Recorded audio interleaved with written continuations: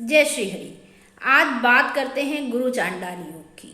देवगुरु बृहस्पति का राशि परिवर्तन 22 अप्रैल को होने जा रहा है।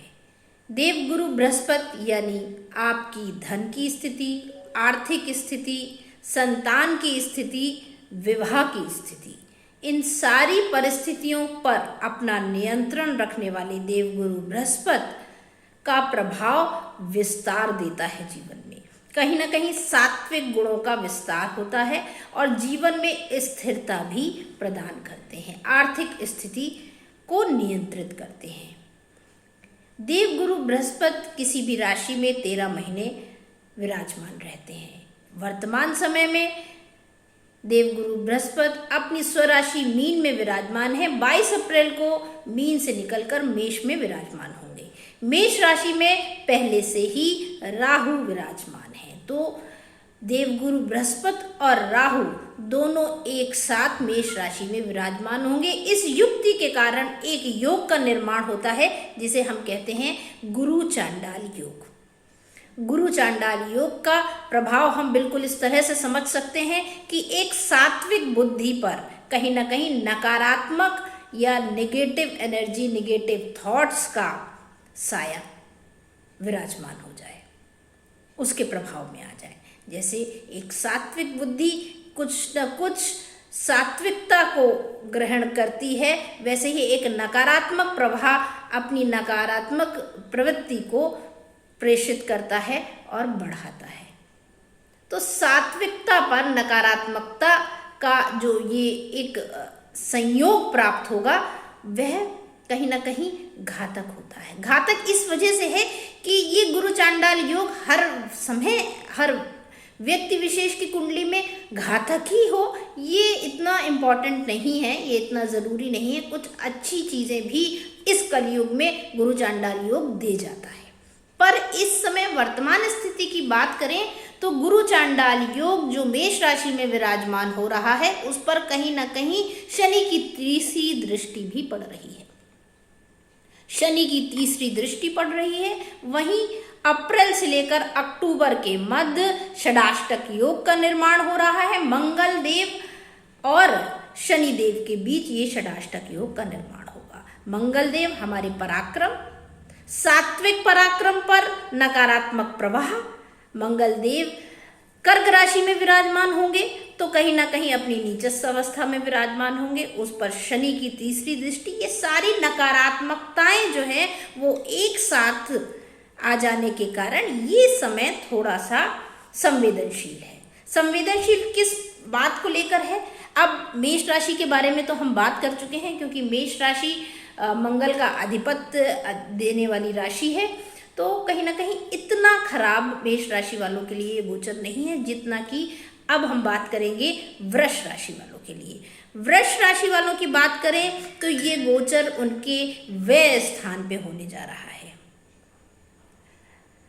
गुरु चांडाल योग का पूरा प्रभाव व्यय स्थान पर होगा वृष राशि वालों के लिए। वहीं गुरु की शनि की तीसरी दृष्टि भी मेष राशि पर पड़ेगी, यानी गुरु का प्रभाव शनि से भी दृष्ट होने वाला है, राहु का प्रभाव शनि से भी दृष्ट होने वाला है। इसलिए सात्विक बुद्धि नकारात्मक प्रवाह के साथ जो भी कर्म करती है, जिस तरह का भी आचरण करती है, उस आचरण का तुरंत निर्णय शनिदेव यानी कि दंडाधिकारी शनिदेव, न्यायप्रिय शनिदेव तुरंत ही कर देंगे, क्योंकि अपनी दृष्टि से वह गुरु और राहु को देख रहे हैं तीसरी दृष्टि से। तो कहीं ना कहीं आप के कार्यों में अड़चन आने वाली है, धन के आवागमन में बाधा आने वाली है, खर्च अधिक, धन का आगमन कम, परेशानियों से धनार्जन कर पाएंगे आप। और जो संचित धन है वो भी कहीं ना कहीं आपके बुद्धि के प्रभाव से, नकारात्मक प्रभाव से गलत जगह व्यय होने की संभावना भी वृष राशि वालों के लिए प्रबल है। इसलिए कोई नया कारोबार अगर आप शुरू करना चाहते हैं, कोई नई चीज़ इस बीच में शुरू करना चाहते हैं, चाहे वो व्यापार को लेकर हो या किसी प्रकार का जॉब में परिवर्तन हो, बहुत सोच समझ के करिएगा, क्योंकि गुरु के प्रभाव में राहु है। राहु ने पूर्णतः गुरु को प्रभावित कर रखा है। शनि की तीसरी दृष्टि है और आपका पराक्रम भी इस नई जगह एडजस्ट नहीं हो पाएगा, क्योंकि उसी समय मंगल पराक्रम के कारक आपके सप्तम भाव और 12th हाउस को गवर्न करने वाले मंगल देव भी कहीं ना कहीं 3rd हाउस में पराक्रम भाव में नीचस्थ अवस्था में विराजमान होंगे। इसलिए आप उस नई परिस्थिति के लिए उतना प्रयास भी नहीं कर पाएंगे और अपने मनोबल को कहीं ना कहीं डाउन कर लेंगे।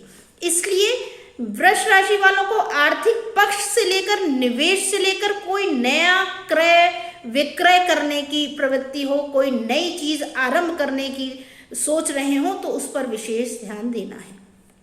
कोर्ट कचहरी के मामले चल रहे हैं तो इसमें इस समय भी आपको इस सब चीज़ों की समस्याएं आ सकती हैं। अगर गवर्नमेंट जॉब में है तो कहीं ना कहीं आधिकारिक वर्ग से कोई परेशानी आपको मिल सकती है। इसलिए वृष राशि वालों को अपने आर्थिक पक्ष, अपने स्वास्थ्य संबंधी चीज़ों को ध्यान में रखते हुए और संचित धन का भी, संचित और संग्रहित धन का भी अपव्यय होना इस समय संभव है। इसलिए अपनी बुद्धि को सात्विकता देने के लिए मंत्र जाप में रत रहें। राहु के प्रभाव को वृष राशि वाले सिर्फ और सिर्फ माँ दुर्गा की उपासना से ही हरा सकते हैं। वहीं शनि की तीसरी दृष्टि है, तो अगर आप सात्विक कार्य करेंगे तो आपको अच्छे परिणाम मिलेंगे। कहीं ना कहीं आप भ्रम की स्थितियों में गलत जगह अपव्यय कर दें, गलत जगह निवेश कर दें या गलत किसी प्रोजेक्ट पर अपनी हामी भर दें, गलत निर्णय कर लें, तो आपको अनैतिकता से जुड़ते ही उसके हिसाब के दंड भी शनिदेव अवश्य देंगे। इसलिए स्वास्थ्य संबंधी समस्याओं से को ध्यान में रखते हुए, अनैतिक आचरणों से दूर रहते हुए, कोई भी अनैतिक कार्य, चाहे पिछले कुछ समयों में उन्होंने आपको लाभ दिया हो, जैसे कि आप निवेश करते हैं कहीं पर या किसी तरह का अनैतिक आचरण करके धनार्जन करना चाहते हैं, उसमें आपको पहले लाभ भी हो चुका हो, पर इस समय निश्चित तौर पर आपको अच्छे प्रभाव नहीं मिलेंगे। इसलिए वृष राशि वालों को अपने 12th हाउस से रिलेटेड समस्याओं का सामना करना पड़ेगा। विशेष तौर पर शनि से दृष्ट होने के कारण उसका परिणाम भी तुरंत ही आपको प्राप्त होगा, जो आपके मन को विचलित करेगा और कहीं ना कहीं असमंजस की स्थिति से आप अपने मनोबल और आत्मबल को कमजोर कर लेंगे। अगर शारीरिक कष्ट है तो उसको बहुत ध्यान से उसका इलाज कराते हुए, मेडिकल कंसल्ट करते हुए आगे बढ़ें, क्योंकि धन का अपव्यय मेडिकल को लेकर भी संभव है। आपके जीवन साथी को अगर कोई समस्या है तो उसका भी विशेष ध्यान रखने की आवश्यकता है। व्यापार के विस्तार में विशेष ध्यान रखने की आवश्यकता है। निवेश को लेकर कोई निर्णय ले रहे हैं तो इस गुरु चांडाल योग में यानी 22 अप्रैल से लेकर अक्टूबर के मध्य तक विशेष ध्यान रखते हुए कार्य करना है। अगर देश दुनिया की बात करें तो गुरु चांडाल योग का प्रत्यक्ष प्रमाण आप इन समय काल में देखेंगे। कोई भी अनैतिक आचरण, अनैतिक कार्य हो रहा है तो उसका तुरंत निपटारा भी हो रहा है, तुरंत निर्णय भी लिए जाएंगे। इसलिए क्योंकि शनि से दृष्ट है ये गुरु चांडाल योग, तो इस समय कोई भी अनैतिक आचरण क्षमा योग्य नहीं होगा, उसका फल आपको तुरंत प्राप्त होगा। तो माँ दुर्गा की उपासना में रत रहिए। ओम नमो भगवते वासुदेवाय मंत्र का जाप निरंतर करते रहें। ओम जयंती मंगला काली भद्रकाली कपालिनी दुर्गा क्षमा शिवा धात्री स्वाहा सुधा नमोस्तुते, इन मंत्रों के जाप से रत रहेंगे तो निश्चित तौर पर ये नकारात्मक प्रभाव आपको परेशान नहीं करेंगे। कोई भी नया कॉन्ट्रैक्ट है, विस्तार करना चाहते हैं व्यापार में तो करें, पर सोच समझ के, कहीं भ्रमित होकर तो कोई निर्णय नहीं ले रहे, किसी के कहने से कोई कार्य तो नहीं कर रहे, कहीं बहुत उम्मीदें लगाकर किसी व्यक्ति विशेष या किसी निर्णय विशेष पर बहुत आशाएं और उम्मीदें लगी हों और वो पूर्ण ना हो पाए, ऐसा भी संभव है। इसलिए धन संबंधी परेशानी, जीवन साथी से संबंधित परेशानी, व्यापारिक परेशानी और संग्रहित धन का एकाएक खर्च हो जाना, उस खर्च के बिहाफ पे आपको कुछ विपरीत परिस्थितियां मिल जाना स्वाभाविक है। इस समय काल में कानूनी अड़चनों से दूर रहना, क्योंकि ये सारी दिक्कतों से आप निकल तो शायद जाएंगे, पर उस समय काल में जो आपका मानसिक परेशानी और टेंशन का समय आ जाएगा, वो आपके स्वास्थ्य के लिए भी ठीक नहीं होगा। इसलिए पहले से ही सचेत रहें, मंत्र जाप में रत रहें और वृष राशि वाले अपने धन और आर्थिक पक्ष को लेकर, व्यापारिक विस्तार को लेकर, जॉब में आधिकारिक वर्ग से अपने संबंधों को लेकर, नई जॉब में अगर जा रहे हैं तो वहां निश्चित तौर पर पराक्रम उतना साथ नहीं देगा। इस बात को ध्यान में रखते हुए कि मुझे और मेहनत, ज़्यादा एफर्ट्स करने पड़ेंगे इस नई परिस्थिति में, तब ये परिवर्तन करें। माँ के मंत्रों के साथ ओम नमो भगवते वासुदेवाय मंत्र का जाप करते हुए अगर आप इस समय काल में नियमित कोई अनुष्ठान, कोई नियम उठाते हैं तो डेफिनेटली आपको लाभ मिलेगा। और कहीं ना कहीं अनैतिक चीज़ों से दूर रहते हैं तो शनिदेव की कृपा भी प्राप्त होगी और आपको ये समय काल विपरीत और नकारात्मकता कम देते हुए आपको स्थिर रखेगा और आपकी प्रेजेंट जो कंडीशन है उसमें सरवाइव करने के लिए आत्मबल प्रदान करेगा। हर चीज़ के दो एस्पेक्ट्स होते हैं, पॉजिटिव और नेगेटिव। जब नेगेटिव एस्पेक्ट गोचर में बढ़ रहा है तो हमारा क्या कर्तव्य बनता है? हम किसी भी, ये एक जनरल फिलॉसफी कह लें, फिनोमिना कह लें, या जनरल वैदिक ज्योतिष का एक मूल सूत्र कह लें कि बैलेंसिंग बहुत जरूरी होती है। वैदिक ज्योतिष में भी ग्रहों को हम बैलेंस करते हैं। जब कोई योग गोचर में ऐसा बन गया है जिसके प्रभाव नकारात्मक बढ़ रहे हैं तो आप स्वयं अपनी ऊर्जा को बैलेंस करें और सात्विक ऊर्जा को जहां आप बढ़ाएंगे तो नकारात्मक ऊर्जा और सात्विक ऊर्जा के बीच जो बैलेंस बनेगा वो बैलेंस उस नकारात्मक प्रभाव में भी, नेगेटिव एस्पेक्ट्स में भी आपको पॉजिटिव एटीट्यूड देगा और पॉजिटिव रिजल्ट्स देगा। इसलिए दोनों चीजों को बैलेंस करना हमारे ही हाथ में होता है। नकारात्मकता, ऋणात्मक ऊर्जा ब्रह्मांड में अगर बढ़ रही है और हम ग्राही हैं, हम एक्सेप्ट करने के लिए उसको बैठे हुए हैं और हमारे पास अगर सात्विक ऊर्जा है तो कहीं ना कहीं ऊर्जा का जो भराव है वो हमने सात्विक ऊर्जा से भर लिया, तो अब नेगेटिव एनर्जी हम कम ग्रहण कर पाएंगे। अगर हमारे अंदर खोखलापन है और हम एब्जॉर्ब करने के लिए बैठे ही हैं तो बाहर की जितनी नेगेटिविटी है वो हम एब्जॉर्ब कर लेंगे। इस बात को समझना चाहिए। जो लोग प्रश्न लेकर आते हैं कि मंत्र जाप से होता क्या है, जो लोग प्रश्न करते हैं कि ओम नमो भगवते वासुदेवाय मंत्र से करते क्या, तो इस मंत्र से ऊर्जा निकलती है। ये ऊर्जा सात्विक होती है और जब हम सात्विक ऊर्जा से भर जाते हैं तो ग्रहण करने के लिए जो नकारात्मक ऊर्जा पूरे ब्रह्मांड में या हमारी सराउंडिंग्स में है हम उसको कम ग्रहण कर पाते हैं। उस तरह की बुद्धि हमारी कम हो पाती है, उस तरह का आचरण हमारा कम हो पाता है और जैसे ही आचरण कम होता है तो हम उस नकारात्मक प्रभाव से कहीं ना कहीं दूर होते हैं।